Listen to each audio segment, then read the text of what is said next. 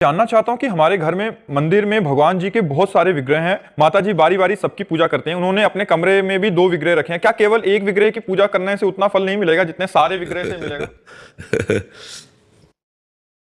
हाँ, भगवान तो एक ही है। अब उनके 100-200 नहीं, अनंत रूप है। आप जितने रूप चाहो विराजमान करके पूजा करो, फल तो एक ही मिलेगा।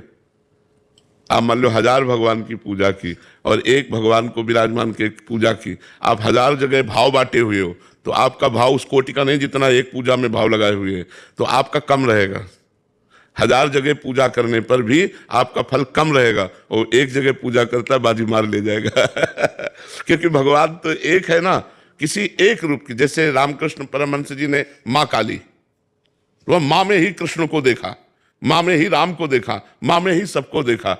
जैसे तुलसीदास जी राम जी, तो राम जी सिय राम में सब जग जानी, सब में सिय राम देखना।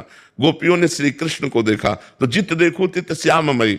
एक जगह प्रेम होता है, प्रेम बहुत जगह नहीं होता। बहुत जगह तो व्यवहार होता है, प्रेम एक जगह होता है। तो भगवान से यदि प्रेम करना है तो भगवान के किसी एक रूप को आप स्वीकार कर लो और उन्हीं का नाम जप करो, उन्हीं का ध्यान करो, उन्हीं की पूजा करो। इसीलिए गीता में भगवान ने कहा है, अनन्य चिंतयन्तो माम ये जनाः पर्युपासते। अनन्य चिंतन की मांग भगवान ने की। अनन्य माने फिर एक में लग जाना, एक भरोसो, एक बल, एक आस विश्वास, एक राम घन श्याम हित चातक तुलसीदास। चातक की तरह, जैसे चातक गंगा जी में भी गिरे तो चोंच नहीं मारेगा, प्यासा मर जाएगा, वो पिएगा तो सिर्फ स्वाति के बूंद को ही पिएगा।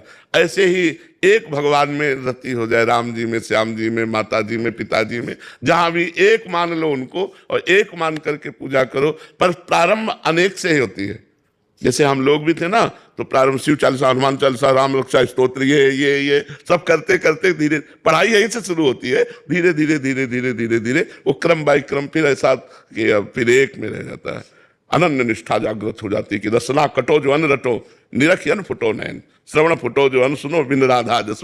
बस श्री राधा श्री राधा श्री राधा।